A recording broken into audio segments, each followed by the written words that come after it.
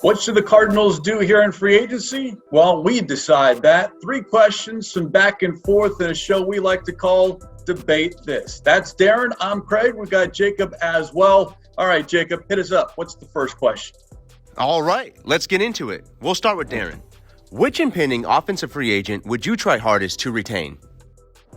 Well, I got to be honest right now, Jacob. I mean, I think at this point, with some of the questions that the Cardinals have on the offensive line, especially after the news that Josh Jones has been deemed very versatile by this coaching staff, whether it's Steve Keim talking about it or Sean Kugler, the offensive line coach. And I think at this point, talk about versatility for a guy that you thought might be the right tackle, put some questions there. And so I think Kelvin Beachum should be the guy that they retain on offense, because ultimately I think they might need that veteran on the offensive line.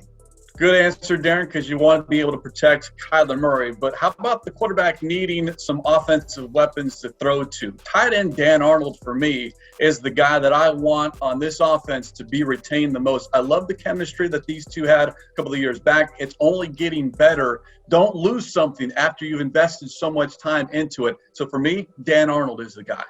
I can't say that I disagree with that. I think that's a good point, but you're always about the skill guys, Craig, and I think ultimately they need to have a little bit more consistency up front. I do like what Kelvin Beachum brought to the locker room as well as the offensive line, and I think you would want to make sure that kind of stuff sticks around when it comes to this year's chemistry. Just don't discount Marcus Gilbert, Justin Murray, and Josh Jones, 3 guys that can play right tackle. Now let's jump over to the opposite side of the ball.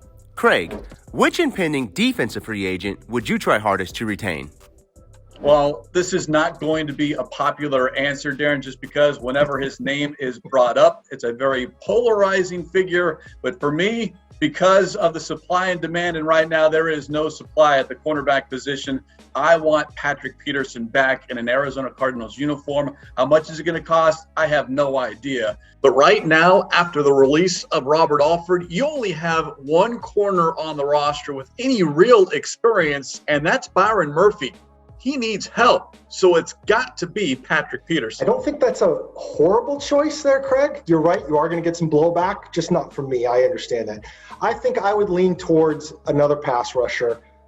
I want to say Hassan Reddick because of what he did last year, and I think he would really flourish in a defense that now has J.J. Watt alongside Chandler Jones.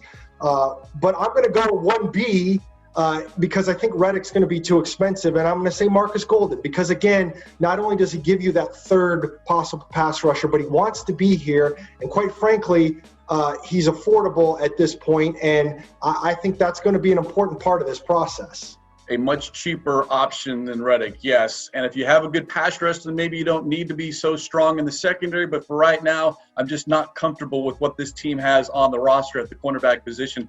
I know we've got the draft still ahead and maybe some veteran corners on the market later on. But for me, yes, let's bring back number 21.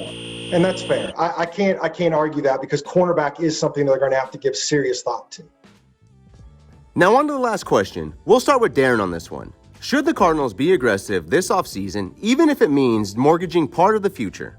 Part of the future? I say, Jacob, yes, it's worth mortgaging part of the future. Do I want to see them go all Pittsburgh Steelers and New Orleans Saints and be in a position where they have millions and millions of dead cap money down the road? I do not. And I don't think they will do that. Steve Keim has made very clear multiple times that he's doing this all with a 3-year plan in mind, and they're only going to do it to a certain extent. But we've already seen a certain level of mortgaging the future with J.J. Watt because however this contract was structured, some of this dead money is going to show up down the road. For me, Darren, I somewhat agree with you, but again, it's not my money. I want to see this team win on the field on Sundays.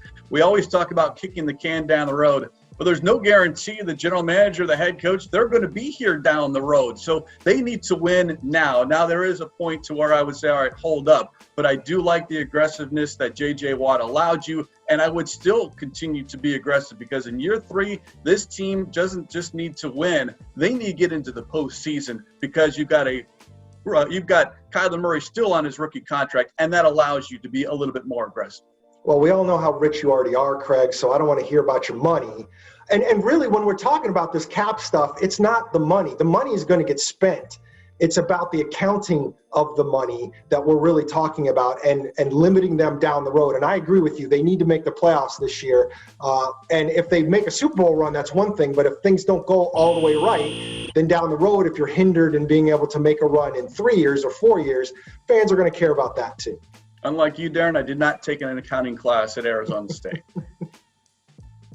Jacob, who won this debate?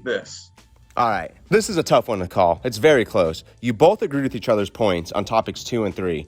With that said, tiebreaker goes to Darren. He had a plan A and a plan B, and you have to respect a backup plan. I'm sorry, Craig. I think that's fair because I really should win anyway, so. That's just absolutely ridiculous. All right, I'm going to disagree, but really, it's you, Bird Gang. You decide. Vote now. Who won? Debate this.